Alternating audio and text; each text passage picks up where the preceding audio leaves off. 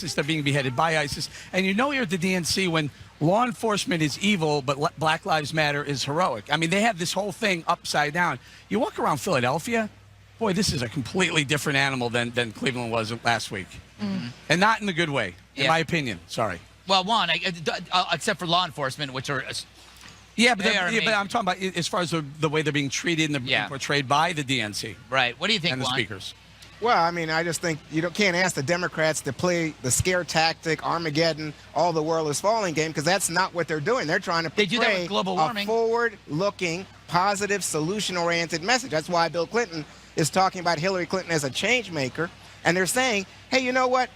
Donald Trump is over there trying to scare your pants off so you'll vote for him. He's trying to make it out that the terrorists are coming through the door. He doesn't have to. The stuff's happening every day, Juan. The stuff happens around the world, but it's not to say that that is the most important thing. What happened to them talking about jobs, the economy? Oh, I hear that coming from the Democrats. And by the way, Hillary Clinton was in North Carolina yesterday saying we need to do more to lead the international fight against terrorism. I heard Madeleine Albright last night saying, hey, you know what, Trump and Pence, gee, these guys are hurting our fight against terrorism because they are taking apart our Muslim allies who support us in pushing back against the terrorists. And she's right.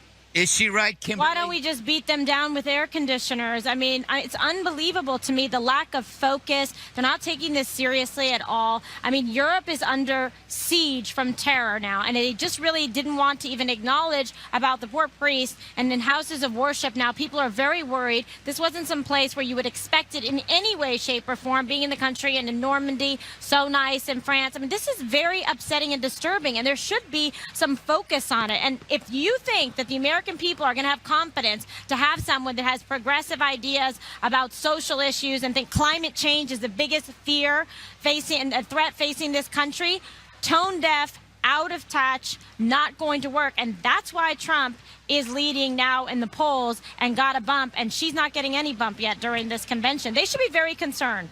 It's not good. The killer of that French priest had been arrested and released as a terrorist. And he was on home detention with an ankle bracelet with mommy and daddy, dreaming about terror every night. Give me a break. All right, up next, Donald Trump calls on Russia to hack Hillary. Russia, if you're listening, I hope you're able to find the 30,000 emails that are missing. The rest when the 5 returns. Welcome back. It may be Hillary's week, but some big news for Donald Trump today. For the first time, the Real Clear Politics average of polls shows Trump leading Clinton by 1 percentage point, 45.7 to 44.6%. Today, Trump held a news conference and started off by reminding the media that his opponent is still dodging the media. It's been 235 days since crooked Hillary Clinton has had a press conference. And you as reporters who give her all of these glowing reports should ask yourselves why. And I'll tell you why. Because despite the nice platitudes, she's been a mess. You ought to check it out because there's a lot going on. Honestly, the reason is because there's no way she can answer questions because the job she has done is so bad. When they talk about change, I notice they have change. She's been there for 30 years. 30 years. There's no change. It's going to be the same. It's going to be an extension of Obama, in my opinion, worse. Trump also shared his thoughts on the history Hillary made last night. I would love to see a woman become president of the United States, but she would be so wrong. And even women say that. Women don't like her. And even the story told by her husband last night, he left out the most interesting chapter. I won't get into that. The chapter that I really waited for, because it was pretty boring, the chapter that I waited for, I never heard. And he left it out. Look, Hillary Clinton's a disaster. I think it would be bad for women if it were Hillary Clinton. So, Dana, can we talk about that a little bit? 235 days, that's relevant. She hasn't had a press conference, and when she did, I believe that was in November, December. It's quite shocking. 7 questions only. I think he took more than a dozen today alone. I think it's pretty shocking, having been started as a reporter and do very well in that field. But then just in the press world, I mean, one of the ways that you get media coverage is by doing press conferences. And I think he makes a good point that the media covers Hillary Clinton no matter what. They cover him because he is more accessible to them. Now, Chris Wallace will have an interview with Hillary Clinton this weekend. It's going to air on Fox News Sunday. That's not a press conference per se where you can have a lot of back and forth, but actually you might be able to get even more information out of one of those. I did think, though, that there are a few things that he says that are a little bit cryptic, like when he says that the most interesting chapter of the Clintons he didn't hear, but I think he would take issue if anybody wanted to ask him about the interesting chapters in his personal life, too. I mean, there's enough room to talk about policy without having to get into people's personal lives. All right, let's bring it around. Juan, you want to take that, or you want to talk about that poll that Real Clear Politics averaged Well, at I think for the first time? it's a reflection of all the polls together. Right. And right now there's a really illegitimate poll out, USC out west. And so that pumps it up. But it basically... The 7-point Trump lead, yeah, one? That's a bogus poll. But I think that what you are seeing is that the race is within margin of error. It's pretty close. If that's your point, I take it. But that's not big news. The big news today, it seems to me, is this guy holding a press conference and going off telling reporters, be quiet, calling President Obama, our president, ignorant. And then saying that Russia should pry in our politics and encouraging Russia to get involved. I think that should have been the lead of our show. Well, I think it was a joke. Oh, yeah. I honestly looked at the cameras and said, hey, Russia, can we find the 30,000 emails? Oh, please. Ha, ha, ha. Yeah, ha, ha. Let me just say, if a liberal said that, Eric Bolling would be all over him. KG, talk to us about her avoiding the press. What is she afraid of? What I think it's ill-advised because you should be somebody, especially because she prides herself, I'm transparent, I'm for the people, I'm for women, I'm your champion. Well, get out there and let us hear your voice. Answer the question, show that you don't have anything to hide, that you're not someone who is being corrupt or has a loose relationship with laws and rules and regulations, like how to maintain a proper email server. I think it's very bad. You're running for president of the United States of America, and you can't take a question in 235 days. I mean, will we hear from her in terms of a proper press conference? I don't know. I think if Dana was in charge of her press team, would you not tell her, let's go, let's prep, let's take some questions? I don't know what they know. A year? I mean, that's true. That's true. Let me just say to KG. Where's the 30,000 emails? I mean, they're probably out there. She has taken questions. She talks to people. She does interviews. But you know what? What about Donald Trump's tax returns? I wonder where they are. I wonder maybe George Will thinks that they have Russian involvement. He addressed that. Greg, you want to hear Donald Trump talking about Russia, or do you want to comment on it? Let's take a listen. Let's take a look at address the Clinton campaign's allegations that Russia hacked the DNC servers in order to benefit him. Listen. It is so far-fetched. It's so ridiculous. Honestly, I wish I had that power. I have nothing to do with Putin. I've never spoken to him. I don't know anything about him other than he will respect me. He doesn't respect our president. But it would be interesting to see. I will tell you this. Russia, if you're listening, I hope you're able to find the 30,000 emails that are missing. I think you will probably be rewarded mightily by our press. Let's see if that happens. Greg. I actually do believe that was a joke, even though he did tweet that same joke earlier, so it wasn't off the top of his head.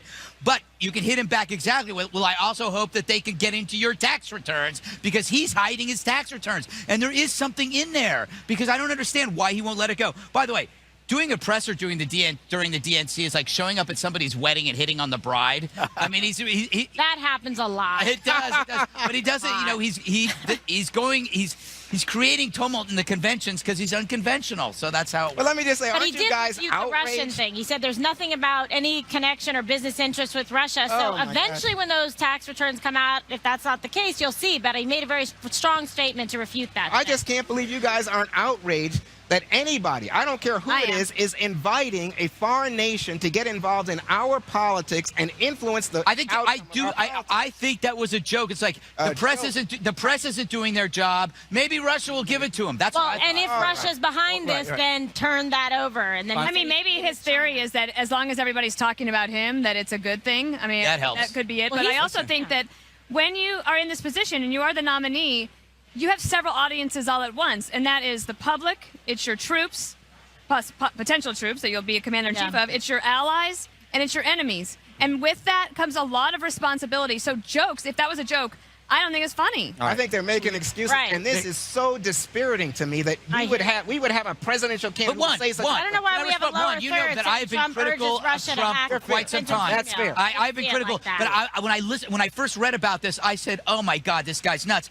But then when I listened to it, I could tell that he was saying, if they're out there, maybe somebody could find them. That's what I. Can I just point that's something not out? quite a joke. And we are all in media. What did Donald Trump do? He took Bill Clinton, who a lot of people, not me, but a lot of people thought was a great speech last night, was going to be talked about today, and no one's talking about. We're talking about this. I can't wait to see a Friday afternoon, probably around, I don't know, 1 o'clock.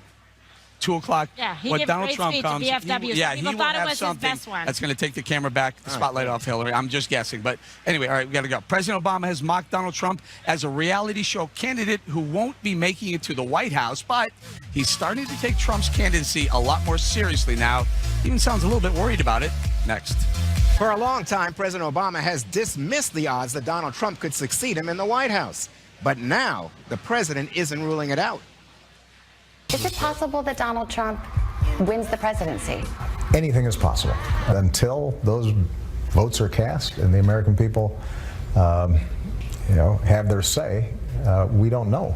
I've seen all kinds of crazy stuff happen. So my advice to Democrats, I don't have to give this advice to Hillary Clinton because she already knows it, is you stay worried until all those votes are cast and counted.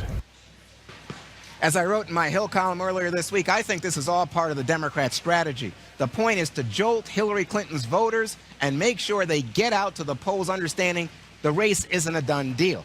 So, Eric, do you think the president, whose ratings right now over 50%, can help tonight? Oh, yeah, he's going to help a lot. We hear the speech is going to be about 30 minutes. Trump's going to be mentioned not a lot, 6 times or so. Also, interesting, we also learned that he's cleared his schedule out going forward. He will be on the campaign trail for Hillary. I think he will help her. Yeah. What about the president's legacy? Is he defending that, Kimberly? Yeah, I think it's at stake for sure, and he has no other, opportunity to preserve it. His candidate is Hillary Clinton. I think he would have been very confident to have it in the hands of Joe Biden, really, but he's doing his level best now to help Hillary. She's going to need to Velcro herself to him from now until Election Day, and the word is that he's going to be out on the stump. The speech looks pretty good so Is this far. a valedictory for him? A little bit. I mean, he's at a 52% approval rating, which is almost unheard of for a president in their eighth year of their second term. I think what he's going to try to do tonight is help Hillary Clinton convince people that things are better than they feel, while Trump was trying to tell people that things are worse than you think, and that Obama has a lot riding on this. And I think he will be a huge help to her in the campaign. What's the best of Obama? What could he do, Greg, in your opinion? Realize that he created Trump. When he looks at Trump, he's going to see someone who was just as inexperienced as he was at governance and saw America as deeply flawed, and that only I can solve it. Trump is Obama 2.0. Oh, my goodness. Oh, my goodness. One more thing up next. It's time now for one more thing. Miss Dana, what do you have? All right, it's time for this. It's new. Oh, God. Dana's Travel Tips. Okay, in today's installment of Dana's Travel Tips, I want you to take a look at this video I took of my hotel room. Take a look at this video. See, now this is where you have a perfect shower setup.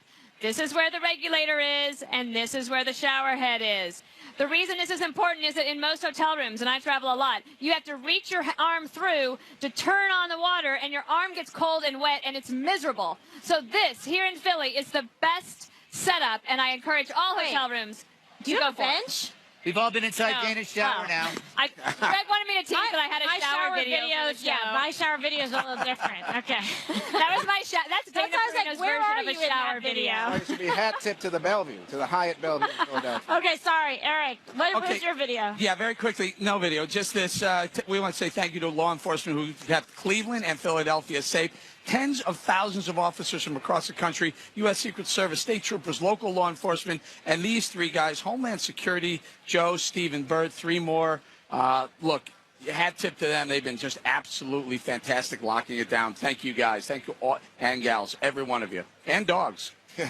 All right, all of the above. Okay, and now to me, this is a case that we've all been following in the press and media with a lot of interest. And today during the DNC, a big thing happened. Baltimore prosecutors have dropped the remaining cases against 3 of the officers that were tried or going to be tried in the death of Freddie Gray. Recall, the other ones also were found not guilty. So this has been a tremendous ordeal for their families as well. And this was a case that myself and Greta and Janine Pirro and Megan said, the charges did not appear to be sufficient with the facts as they were laid out.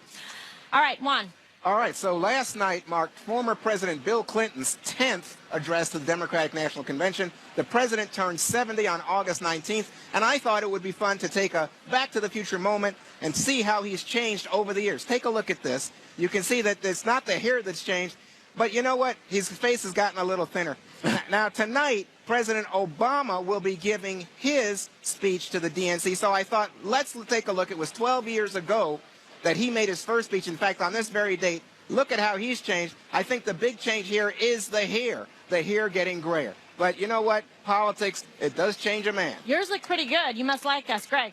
All right, for my monologue, I was talking about ISIS. I have a piece on foxnews.com/opinion, /opinion. It's how to beat ISIS and save Earth.